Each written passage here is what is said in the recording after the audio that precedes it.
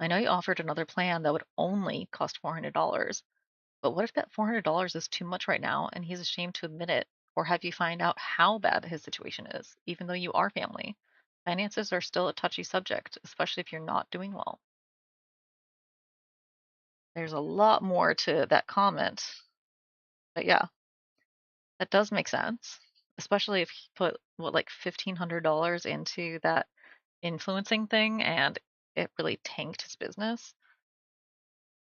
Yeah, let's see if there's anything else or maybe any updates in the comments. OP says, I have no issue. Wasn't planning on talking about business anyways after the initial ghosting. Don't seem often anyways. He's in a different city. I wasn't pushy, merely suggesting solutions to a failing business. I told him we can try increasing online orders. If you want to try that route, the setup is $400, which will go entirely to the platforms required for setup. I also told him Google Ads needs to be paid so we can start running ads again. I said at the end, if you want to try this route, I'm here to help, but if you want to do it later, we can until things get better.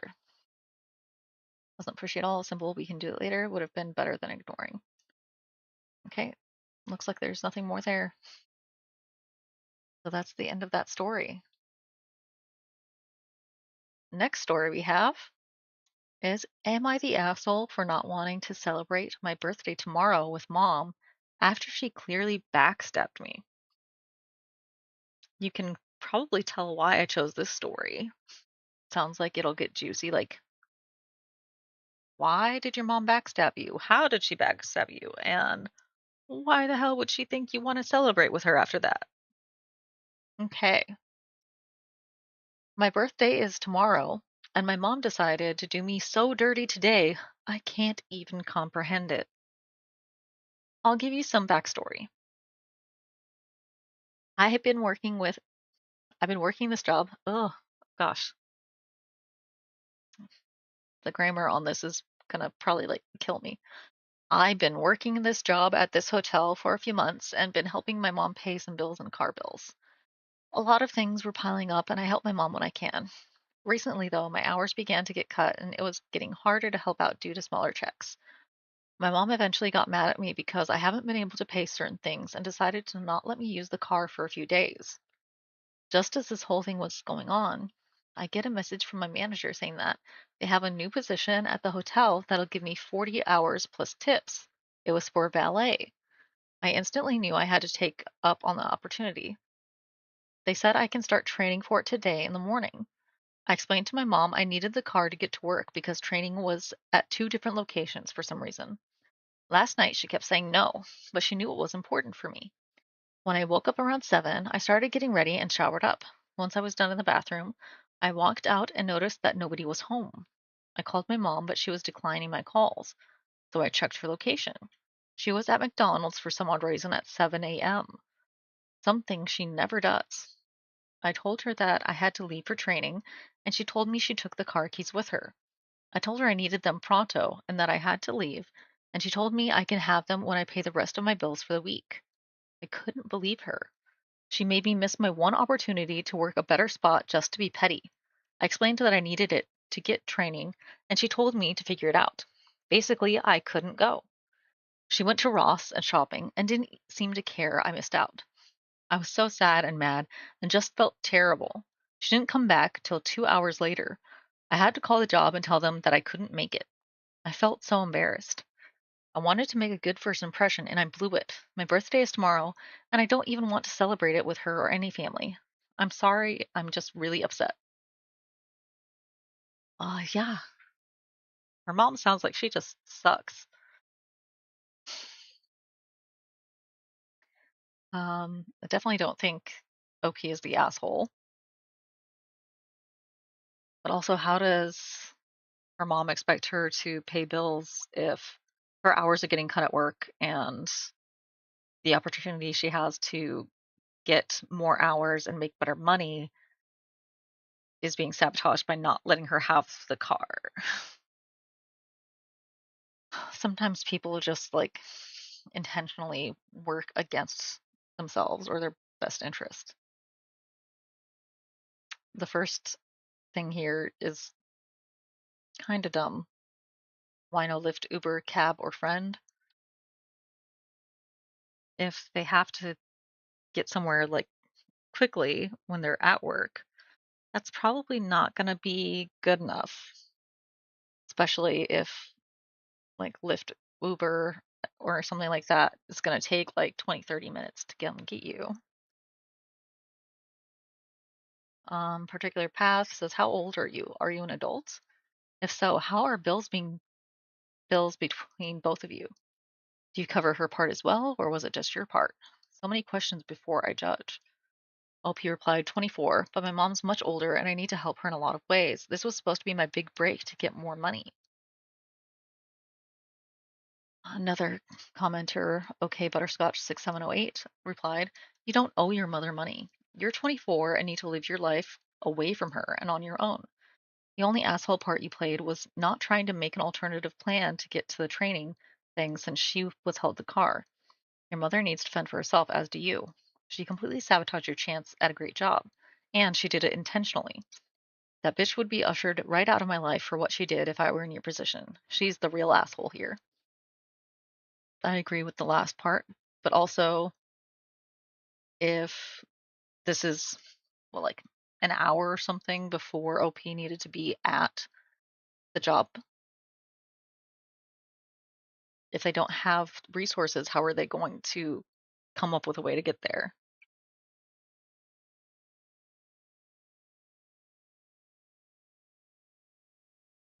More context.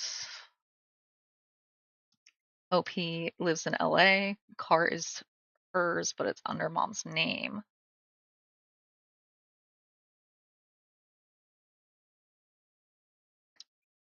Another commenter, GreenCat26, says the car is yours, but under her name. Did you purchase it? If so, it sounds like your mom has learned how to use and manipulate you for your money.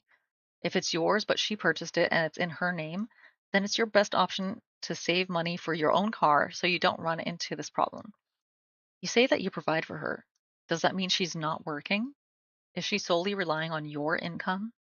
Do you have a set amount of rent you pay per month? Or does she just expect you to give it over whenever she asks?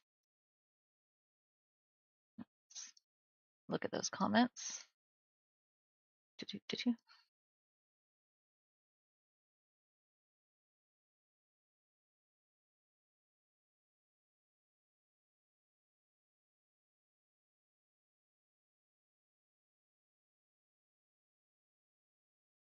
Okay. Doesn't look like anything great there. Someone got really highly upvoted. RJack151, not the asshole. Tell mom that since she cost you a job, she cost any help she will ever get from you. I don't see that being very helpful, though.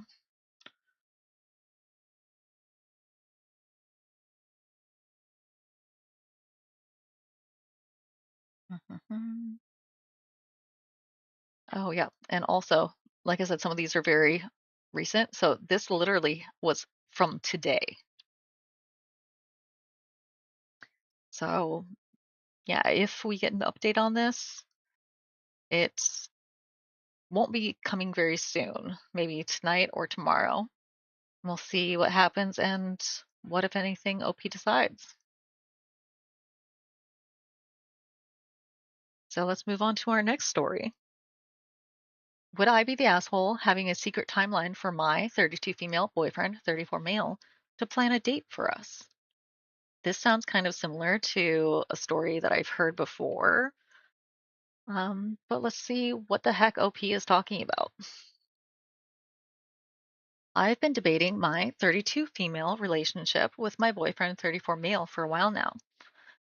We've done counseling, which helped for a while, but reflecting on the past year, I've realized that I've been the one making the most effort to keep the relationship going.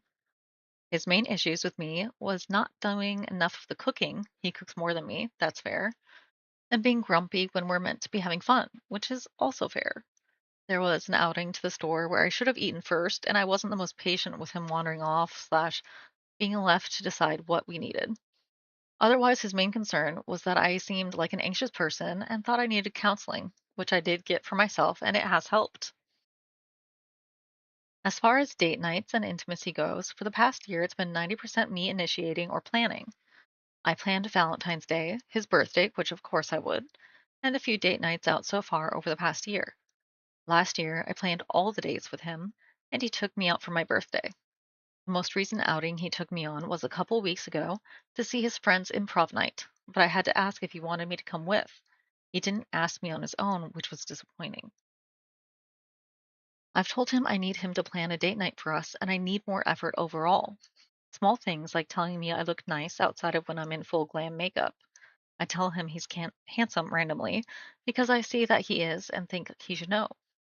I know he's not a planner, but when he doesn't even initiate sexy time, it makes me feel forgotten. He's been stressed and depressed, and I've tried to be understanding and help where I can. He seemed happier the past couple of days, which is a good sign. Given that he knows it's something I need for him, would I be the asshole if I had a secret timeline for when this one date should be planned before calling the relationship? I feel like if I tell him the timeline, that he'll push it till the last minute or just do it to appease me. If I'm not the asshole, what would be a fair secret timeline? TLDR. I've asked my boyfriend for more effort planning date nights. Would I be the asshole if I had a secret timeline for when he needs to plan one date by it? Well, before I give my judgment, I'm going to take a short bio break. I'm going to take a moment to have a drink. If you have something to drink or need to go get something, please do. Once again, my drink of choice for today is Powerade Zero in grape flavor.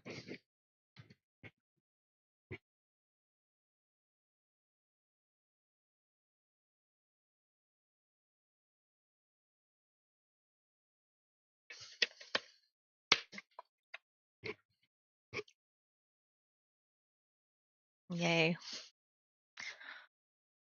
Okay. I do kind of think OP is a little bit of the asshole because, like, what is your secret timeline? We don't know what that is. Is it like next week?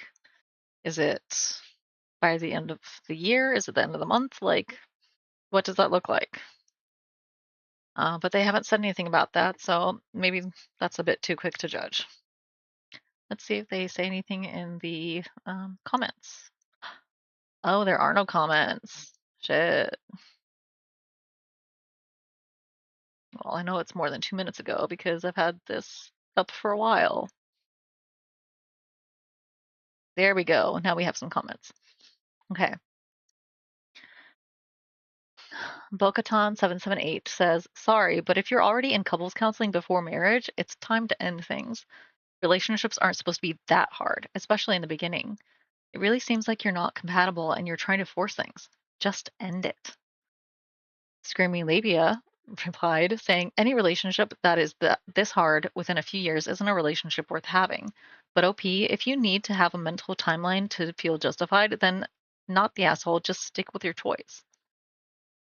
Bo-Katan replied, exactly. It would be one thing if they had been married for years and dealing with parenting or financial stress, but no marriage or kids and dealing with this?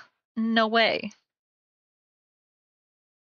It sounds like that's the general consensus. Like, why the hell are you two still together? This person sounds draining. You guys don't seem like you have much in common. Why are you putting so much effort into this relationship that doesn't seem like it's reciprocal? If you need to have this secret timeline, why are you doing this? A deadline is an ultimatum. Those rarely produce positive results. Doesn't sound like you're happy in this relationship. A secret timeline. What could possibly go wrong? Oh, that's the first thing OP replied to. Well, my first thoughts on this type of question too. It's either he plans it and I feel satisfied with the effort, he plans it and I'm still sad, which gives me an answer, or he fails and I have an answer again. Trim Bandit replied to OP, as of now, he is on double secret probation. OP also mentioned he is neurodiverse, so I have given him grace for his difficulty planning things. I help him stay on time with shared events since he does feel bad when he's late. I help my friends with that too. I have a lot of ADHD friends who struggle with time management. Mainly when I plan something, I make sure they have a buffer to arrive at. Example, saying to meet somewhere for 8 and letting them know they should leave 10 to 15 minutes earlier than they really need to if I'm leaving with them. Okay. Well, for those who are joining me live, go ahead and put a 1 in the chat if you think OP should, as a lot of users on Reddit say, just leave him. Or 2, if you think she should have a conversation with him and make things a bit more clear before maybe they have that discussion to end the relationship. But moving on. This one I chose because I actually heard this on um, a YouTube channel the other day. I think it was R. Steven, and I wanted to see if there was an update or like if any other weird shenanigans were going on. So let's get into this one. Would I be the asshole if I didn't text my neighbor every time I left the house? My thoughts on this are very much in line with what he said, and that is hell no. So, my husband and I, 30 female and 32 male, have lived in a block of townhouses for 5 years now. There are also multiple townhouses on either side of the property. Very subdivided, densely populated area. All in all, we have 11 sets of neighbors spread across 3 subdivided properties, and we get along well with everyone. We are quiet neighbors, pay our bills on time, and maintain our property well. Recently, we have had multiple complaints from one particular neighbor about my husband's car being too loud. Over the course of a month, she sent her landlord, then her mother, multiple times to ask us if we can make his car more quiet, and accusing my husband of revving his car in the driveway at 5:30 in the morning. He normally leaves the house at 8. My husband does drive a sports car. It's his pride and joy. It's not especially loud, however, and it's unmodified. He doesn't sit in the driveway making a racket and leaves quickly. I am a night shift nurse, and I manage to sleep through his comings and goings, so I'm sure it's not that loud. After the third visit from someone representing this neighbor, we went and visited her ourselves. She broke down crying, explaining that she has chronic anxiety and health problems, and that she gets startled by his car, causing her to have panic attacks. We felt terrible and offered to have my husband start his car with the garage door down. We tested this idea. She said it helped and was less startled. She even offered to help us pay for soundproofing for our garage, which we are researching. This morning, I received a text from her saying she now can't relax because she doesn't know when my husband is going to start his car. She said that she's very anxious and asked us to text her whenever we leave the house. I don't mind starting our cars with the garage door down or even paying for acoustic panels, but I don't think we should have to share our comings and goings. Am I the asshole for not telling my neighbor when I'm leaving the house? Like I said before, absolutely not. OP is definitely not the asshole, and this neighbor needs to get intensive therapy for their anxiety because this should not be affecting her this much, and it should definitely not be affecting her neighbors. Um, she needs some, I don't know what kind of therapy she needs, but she needs to do some exposure therapy or polyvagal therapy or something for her phobia because this is either untreated or it's not treated well. And things like this should never affect the people around you. Definitely not to this degree. So let's see. First comment here from Dilek. Tell her to buy earplugs and wear them in the morning. This is insane. OP responded, this was the first thing we suggested when we met her. She apparently already uses a pair. I really doubt that. Oh, and a response to that from Maruki. She's lying. I wear earplugs at work, and when worn properly, I can't hear the semi trucks driving past my work, which is 50-ish feet from the roadway. No way is she wearing earplugs and can hear an unmodified sports car through your garage and then into her home as well. Liars don't deserve to be entertained. You tried, she lied. Go live your life and ignore her from now on. Response from the moat Kaylin says, You tried, she lied. I have to save this. It's poetic. Another commenter says, Probably wears noise canceling earbuds or some other such thing. Other people offered suggestions for white noise machines and other things as well that help. Um, Another suggestion from Burn Down the DNC says sync your watch with your husband's watch. Ask her where in her house she can hear it from. Have your husband sit in the garage, start the car with the garage door down, and then have him drive out. The lady needs to tell you when it's happening to prove she can actually hear it when he's driving out. Your husband needs to videotape what time exactly he pulled out by recording his watch in the car. Make the old lady prove she isn't lying. If she can hear it and it gives her anxiety, tell her you support her going to the doctor. Someone else mentioned the time discrepancy. She says she hears stuff way earlier than when your husband leaves. So tell her it's not you guys or that she needs to go to the doctor. Mhm. Benjamin Dover 02 says, as someone with debilitating PTSD and clinical anxiety, your neighbor's mental illness is not her fault, but it is her responsibility to manage, not yours. Expecting you to cater to her disability every day of your lives is simply unreasonable and unfair to you and your husband, not the asshole. Seeing as she has offered to soundproof your garage, maybe you could suggest that she soundproof her own property. If she refuses and continues to harass you, then you should file for harassment yourselves. OP responded, Thank you. She's also researching soundproofing her unit, and we're planning on ordering acoustic panels for our garage. I just don't feel comfortable making my family the anchor for her anxiety. Another highly upvoted comment from Any Singer is starting an engine with garage door down is how people have died of carbon monoxide poisoning, and under no circumstances should you do it.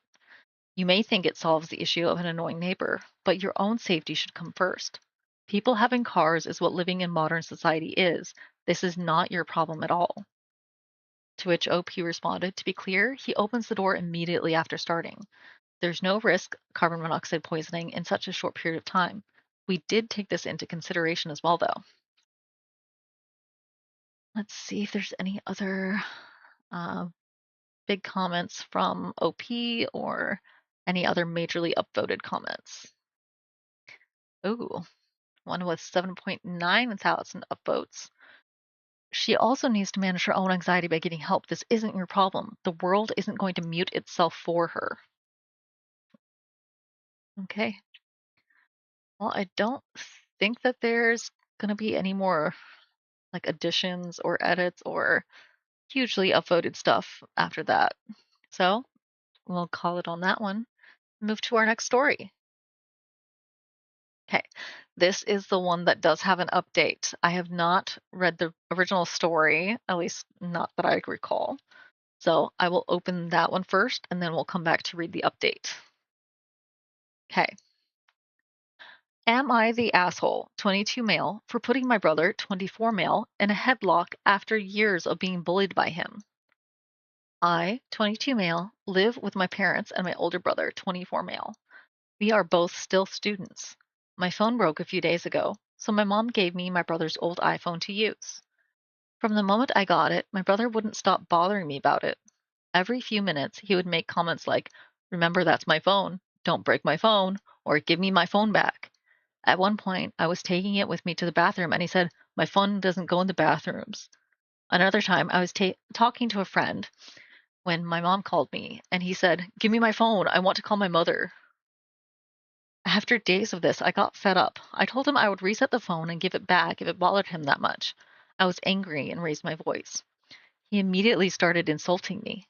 He called me names, criticized the way I look, talk, and eat, and brought up personal things about me, including the fact that I see a psychiatrist. He also called me a slut and continued insulting me. For context, this isn't new behavior. Growing up, he regularly hit me and bullied me. I still have scars from some of those incidents. The last time he physically hit me was about 2 years ago when he punched me in the face hard enough to make my nose bleed. I've never hit him back before. I finally snapped. I told him that if he didn't stop, I was going to hit him. He then touched or lightly shoved me. It wasn't a hard push, and I completely lost my temper. I grabbed him in a headlock and choked him for several seconds. He was shocked because I had never fought back before. Eventually, he pushed me off and I fell to the floor. He didn't hit me afterward. We yelled insults at each other and then he went to his room. My mom is very upset and blames me entirely. Her position is that I know my brother has a bad temper and that I should never have gotten physical no matter what he said or did. Now that I've calmed down, I feel awful. I don't like that I lost control of myself. I'm also worried that choking someone is dangerous and that I could have seriously hurt him. At the same time, part of me feels like years of being insulted, bullied, and hit built up until I finally exploded. Am I the asshole? Once again, before I answer, I'm going to do a bio break. Get your drinks and hydrate yourself.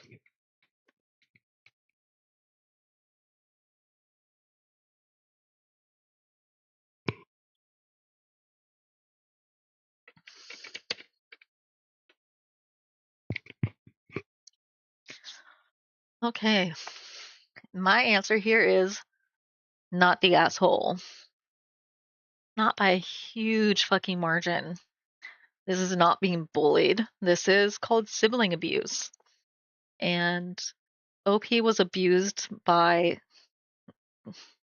his brother for so long. And this is actually called reactive abuse. That's when basically you're like forced or cajoled into basically harming the person who is your abuser. In which case, they typically try to use that against you. So this is fucking reprehensible, especially from the parents. Like, you know, this kid has been physically abusive to OP for years. What the fuck?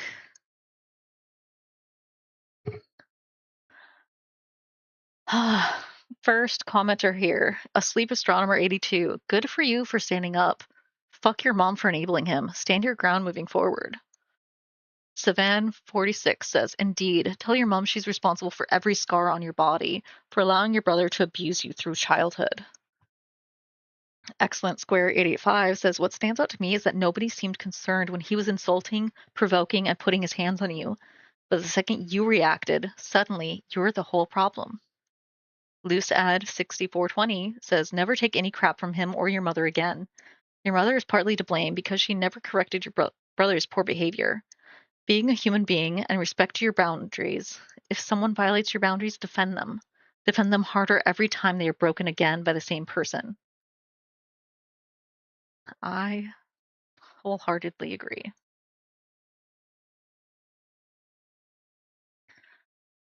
Let's see if there's anything that OP actually responds to in there here. I don't see anything yet. And I don't see anything like hugely upvoted either.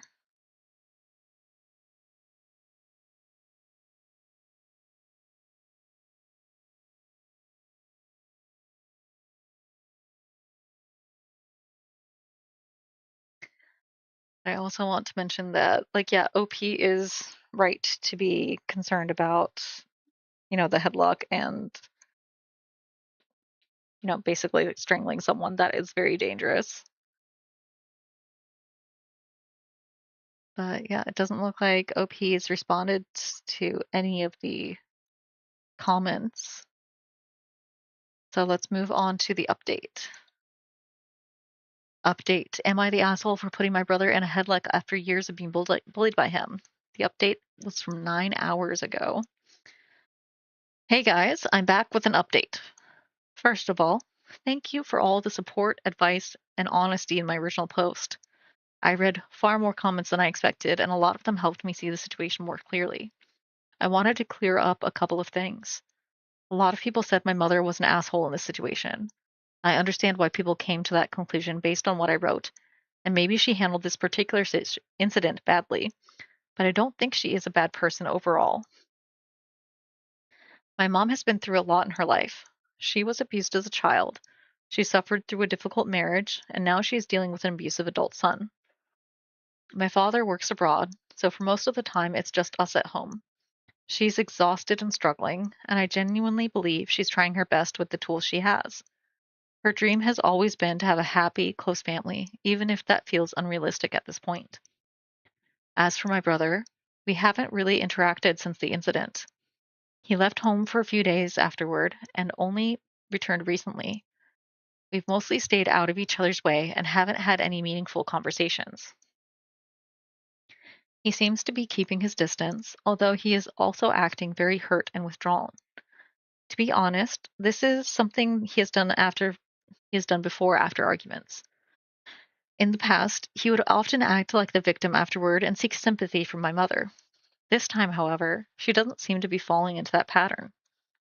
One positive thing that came out of all this is that my mother and I had a productive conversation.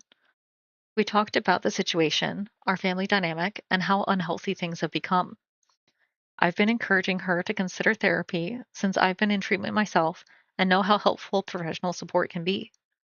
I also wanted to address the comments asking why I still live at home. The truth is that I am still financially and practically dependent on my family. I know our household is toxic, and I know that moving out would probably be healthier for me. I'm currently trying to get into college dorms and take steps toward becoming independent. The problem is that I am dealing with mental health issues that make these changes harder and slower than I would like. Right now, I'm trying to focus on small, realistic steps instead of expecting myself to fix everything overnight. Therapy, building independence, and eventually moving out are all goals I'm actively working toward. I know things are far from perfect, but for now, there's at least some distance between my brother and me, and that has brought a little peace to the house. Thank you again to everyone who took the time to read my story, comment, and offer advice. I truly appreciate it. Cool. So it looks like some things have changed for OP. Let's see what, if anything else, they provide in the comments. Jira Instinct commented, "This is probably the best outcome that could have happened. You're focusing on therapy, independence, and reducing conflict instead of escalating things. Wishing you the best moving forward." Deathboyuk says, "You sound very kind and mature, mate. I hope things don't erupt again, but if they do, I hope you've learned that you can stick up for yourself. I do think your mom's exhibited favoritism that has probably shaped your brother's behavior, but it's cool of you to give her grace for the suffering she's had. Please just remember you deserve somebody in your corner too. Best of luck with it all." For fear that you will wake, commented, "I wouldn't necessarily say it's favoritism. It's probably more like trying not to poke the bear. Years of trying not to escalate things further, knowing that OP will stay the same one, so feeling the need to appease the older brother, which comes off as favoritism, unfortunately." Yeah, that feels very, very true. Oh, there's a deleted comment, deleted user, and I don't see anything else from OP. This one hits pretty close to home because I've also had a lot of sibling abuse in my life. Um, so that's another reason why I kind of chose that one. This is another one that hits kind of close to home. Am I the asshole for not calling my friend's baby cute? My female 33, very good friend, female 36, called Priya, had a baby 5 months ago. This is her first child. I am openly child free, and we talked a lot before she had the baby, especially about her own worries and fears about parenthood.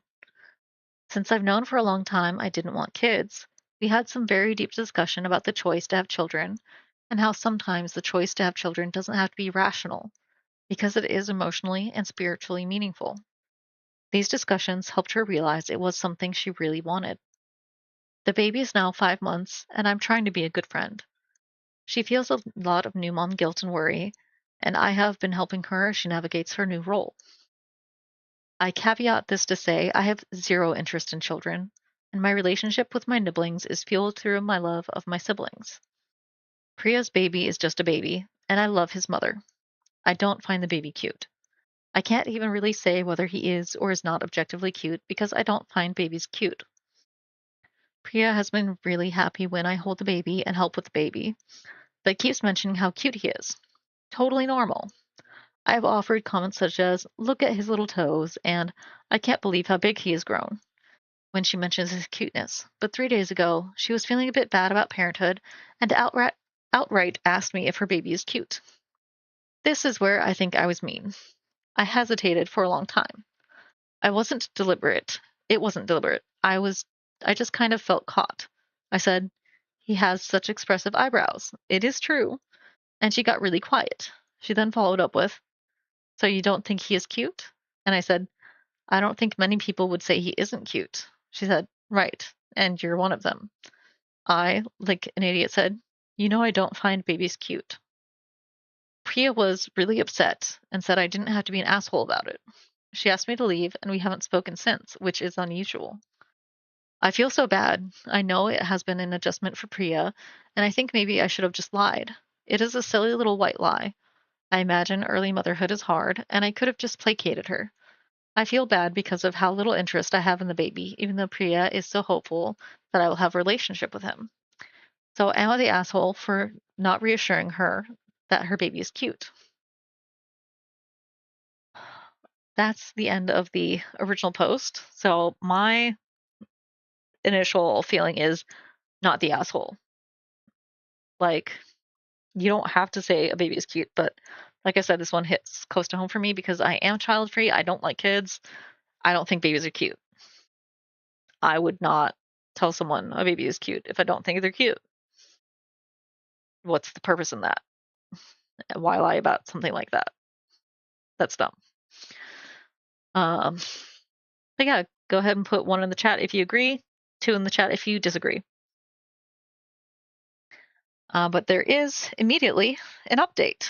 So let's go ahead and take a look at that. Update. Some commenters asked me to update and add the replies I have given to their questions. It is okay. I know now that I was an asshole, but I'm leaving these comments here regardless. We have definitely had some times where it felt like she was proving how great kids, or probably specifically her baby, is. For example, Priya's brown, I'm mixed brown white, and she is her baby. What? She asked me to hold him and took some pictures and sent me them and said, you two look like you're related. Isn't it so nice to see yourself in someone? I think I said something non-committal like, thanks for sending these. Another time, she asked if I wanted to feed him, and when I said, that's okay, I'm sure he will be happier with you, she gave him to me anyway and then said, I bet you haven't had such a warm feeling as feeding the baby. I have 9 nibblings. It isn't like I've never fed a baby before.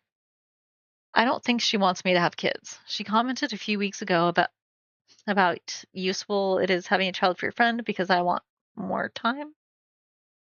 She had texted me for some help and I had popped over, so it was a bit spontaneous. We had long, deep conversations. Da, da, da, da, da. It was evident to me how feelings about them were very different. In the end, I just didn't want them, but it was so clear she wanted them and was just scared. The comparison, she told me, made her accept she wanted children, and she said I was the one to make her see that. But when she gave birth, it has also felt like she wants me to be super involved in baby's life in a way I guess I didn't expect. She asked me to be his godmother. She saw that as accepting to adopt him if something happened to her and her husband, and I declined. She was pretty upset about that and said she felt really hurt I wouldn't put my principles aside for the sake of her baby.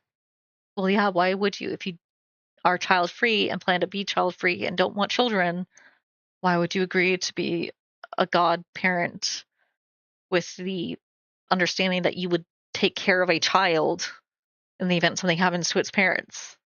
What the fuck? I have 9 nibblings, and none of my siblings have asked me to provide the same commitment. It honestly felt a bit like a no-win situation at the time, but I said I would be present to help her as much as she needed. She has also made consistent comments like, yeah, but you love baby even if you don't like babies. And I bet there is no better feeling than feeding baby. I change his nappy. I hold him while he sleeps so she can shower. I feed him. I ran out to get nibble coolers late at night a while back. I am trying really hard to be supportive, but it is like she wants me to love him like she does and thinks that her baby alone will make that happen. But it didn't happen immediately with my 9 nibblings, whom I legitimately love, especially now that they are older. I don't think she wants me to have babies. A few weeks ago, she said something about how great it is to have a child free friend because I can pick up the slack because I have time. So when she asked me in a really serious tone, I kind of froze.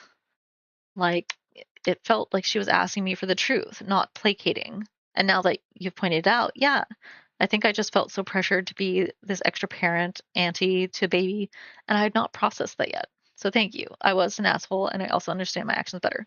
I completely disagree with that. She actually asked me to be the baby's godmother when he was about a month old, which to her included adopting him if something happened to her and her husband.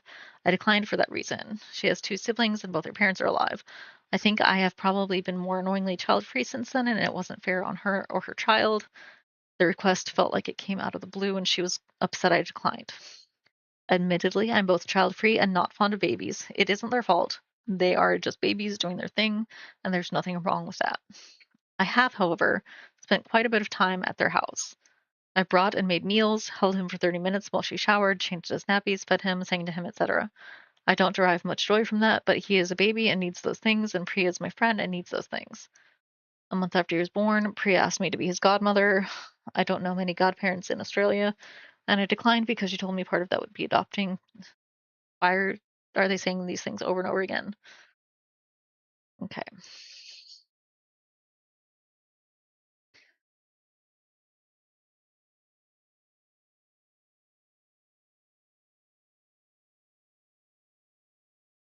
First commenter is Rose Reader. Everybody's baby is cute. Everybody's dog is cute. Everybody's haircut looks great. Everybody's collection of their favorite thing is impressive. This is very basic social skills. You're the asshole. I completely disagree. You are the asshole, Rose Reader. Same for you, Cyclone Eyes. Everyone who's calling OP the asshole, like, you're the asshole. No, babies are not cute. You don't have to lie to people.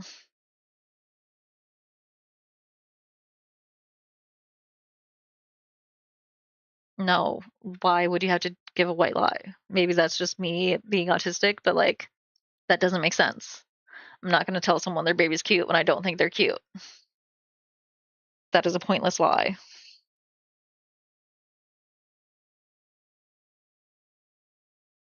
Rogue's Angel says, not the asshole. This is a tough one, and I actually sat and contemplated it for a bit, but kept coming back to one thing.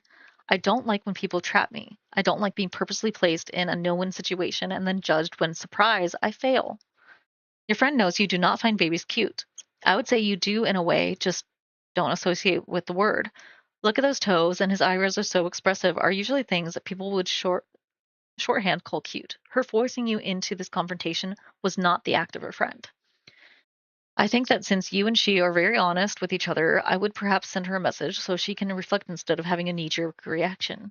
I would tell her that you have always valued the honesty of your friendship and felt that she put you in a very tough place. She knows that you don't find babies cute. However, that doesn't mean you don't care about her son. How you do like his tiny toes and how his eyebrows are so expressive. How he's happy if he's happy and other things about him. You could admit that those might actually make him cute to others. While you do recognize that right now she probably feels vulnerable, you do feel it was unfair to put you in a situation where either you had to lie using a term she knows you don't, or be honest and have her call you an asshole. You respect her too much to lie, no matter how well intentioned. OP responded, look, I'm going to make myself seem even worse than I already do, but I don't find his toes or eyebrows cute. I just know that saying those things makes my friend feel good. He isn't an ugly baby. He is just a baby. I don't even I didn't even find my own siblings cute. My sisters also said things like, "Oh yeah, he's a wrinkly pink prawn. I just happen to love him." So it wasn't like they were expecting me to find them cute. So the whole 5 months I've been telling her cute things about her baby, and this time it just felt so pointed, like she was asking for a truth, not a placation.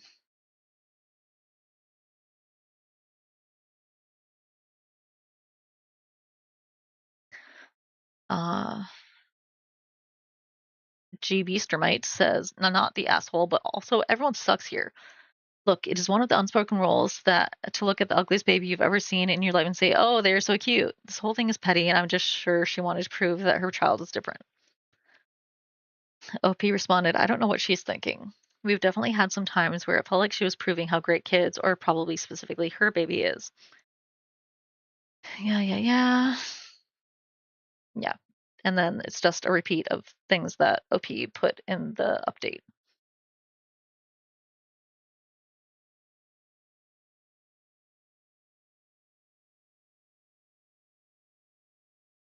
Purple Emotional 1401 says, "Not the asshole. If you really are as close as you described, Priya will know perfectly well that you didn't find babies cute and that you are not the person to seek validation from. However, that may not mean anything to her now she's a mother, so prepare for the friendship to fade away." OP responded, "We are close, but I do think that she is in a very vulnerable time right now, so it feels like everything is a bit heightened right now. I don't think I've ever made it seem like I'm interested in babies, quite the opposite, but I can't imagine all the hormonal and emotional changes he's going through right now. It feels like it is my responsibility to be kind, and I wasn't." No, it is not your responsibility to be kind. Sounds like OP is doing a lot more for Priya than she should be doing. Priya has a husband and family. Why are you basically being her second husband? What the fuck?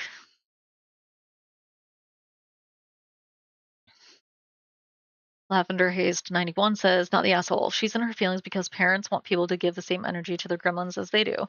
You were very nice about it. I maybe be prepared for the friendship to fade away or cool a bit. She's only going to care about the kid.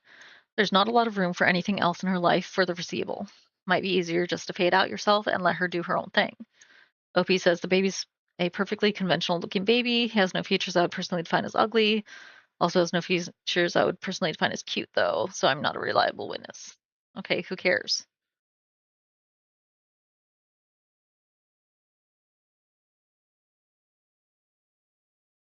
Yeah, and not not saying a baby is cute doesn't make someone an asshole.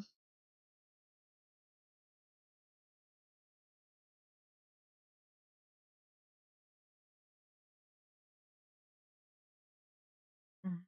For Mommy 14 says, "Not the asshole. She put you on the spot and kept pressing you for an answer.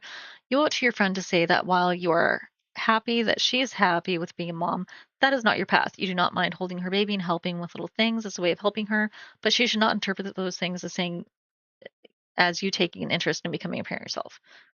Yeah, yeah, yeah.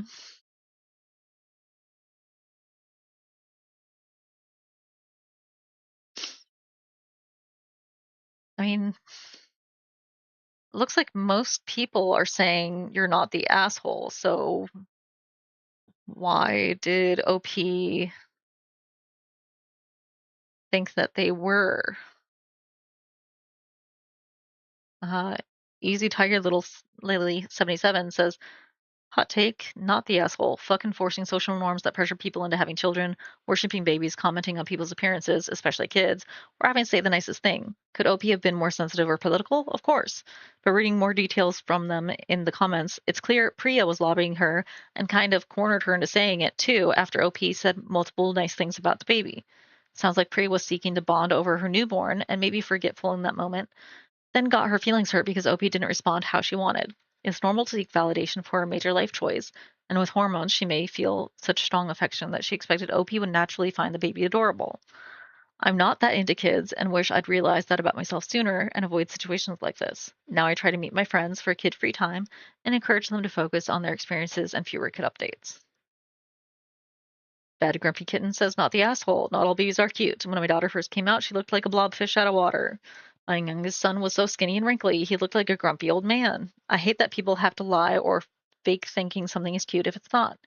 Some people need to stop getting so butthurt over little things. As long as you think your child is cute, doesn't matter what anyone else thinks. A lot of similar things too.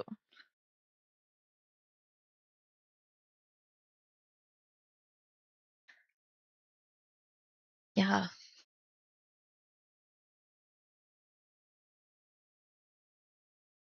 most comments, like I said, seem to be saying not the asshole. There's the occasional you're the asshole, but like I don't see anything with like a ton of upvotes or anything like definitively saying, yes, you're the asshole or anything like that. So where did OP get that from? The original post was from 10 hours ago. I wish I knew where the update was from.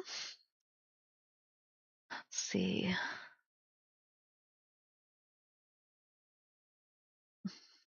Looks like some of the information that was included is from comments OP made between 8 to 9 hours ago.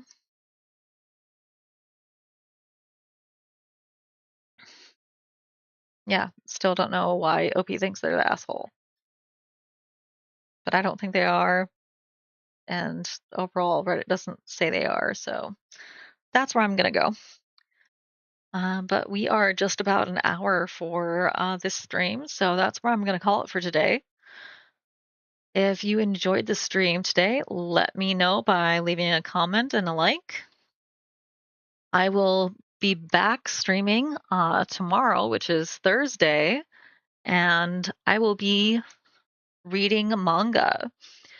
You can find my schedule on my Twitch, and I am currently streaming 4 days a week. I'm doing something different each day, and you can, once again, check that out on my Twitch for my schedule to see what I'm doing, what day, at what time. And once again, this is Kriss with a K and 3 S's. I am your pre-debut VTuber. I am the